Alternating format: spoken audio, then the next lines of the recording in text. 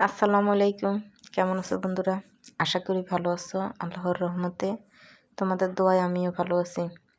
চলে এলাম তোমাদের জন্য আরেকটা নতুন ভিডিও নিয়ে। আজকে হলো আমাদের তৃতীয় রমজান।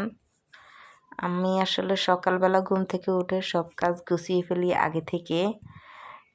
যেমন ধরো, চুলার দুয়ারটা আমি সকালবেলায় পরিষ্কার করে চুলার পরে সব কিছু নিয়ে আসি, গুছে গাছাই ধুই। 12টা পর্যন্ত এগুলা সব গোছগাছ করে ফেলি। এরপরে 12টার পরে আমি গোসল করি, নামাজ পড়ি। এরপরে 2টার পরে আসি, রান্না করা শুরু করে দেই। এতে আমার হয় কি, কাজগুলো একটু তাড়াতাড়ি হয়, মানে একটু বেড়া তেড়াটা কম লাগে। কারণ রান্না করতে যেমন তেমন ইফতারিগুলা গুছাইতে বা এগুলো বাছতে একটু ঝামেলা মনে হয় আর কি। আগে থেকে সব যদি গুছানো থাকে তাহলে ইফতারিটা বাছতে মানে কষ্ট কম হয়। আমার কাছে এরকম মনে হয় আর কি।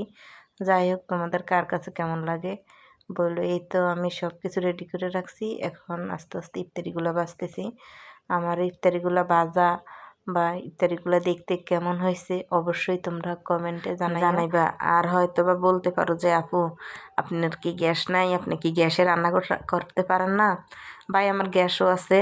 তো আমার কাছে মনে হয় কি, মানে চুলার গ্যাসে যদি রান্না করি না, তেলে সিডা পড়ি, মানে সব কিছু ভরাই যায়। তো আমার কাছে মনে হয় এর যে থাক, একবারে সব গুছাই মাটি চুলায় রান্না করব।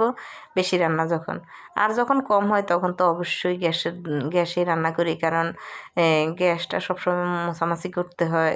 আর চারপাশে যখন তেলে সিডা পড়ে না, তেমন তেল কেষ্টা হয়ে যায়।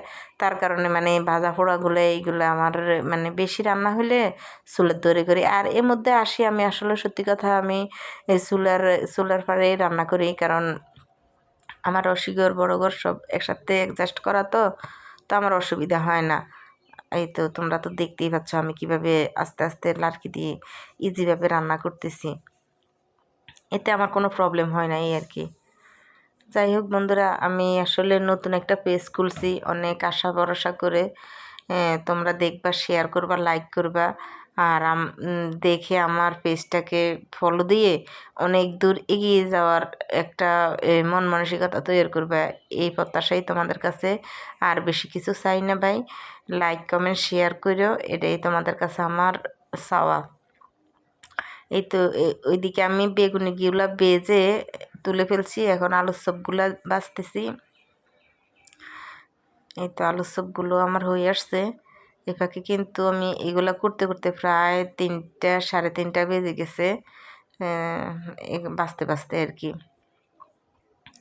এ ফাঁকে আমার মেজো ছেলে রোজা রাখছে, ও হাউমাউ কাউ শুরু করছে। আজকে একটু ফুটবল খেলছে, তো ও ইয়ে করতে পাইতেছে না, রোজা রাখতে আর পাইতেছে না। আমার বারবার বলছে আম্মু রোজা ভেঙে ফেলে। আমি কি, আচ্ছা ঠিক আছে, তোমার মন যদি না চায়, থাকতে যদি না পারো তাহলে ভাঙো।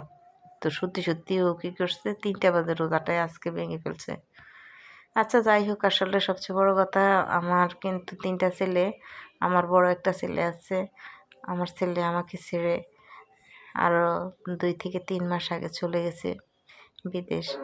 ওকে ছাড়াই এবার রমজানে, ইফতারে, সেহরিতে ওকে অনেক মিস করতেছে। আমার অনেক কষ্ট লাগতেছে। এই কষ্টের কথা আসলে কাউকে বলতে পারি না, খুব কষ্ট হয়। এটা হলে এবারের রোজাতে আমার এই কষ্টটা সবচেয়ে বেশি। তোমরা সবাই আমার ছেলের জন্য দোয়া করো। তো এইদিকে কথা বলতে বলতে তো আমার বেগুনি, আলু চপ, পেঁয়াজ এগুলো সব ভাজা শেষ।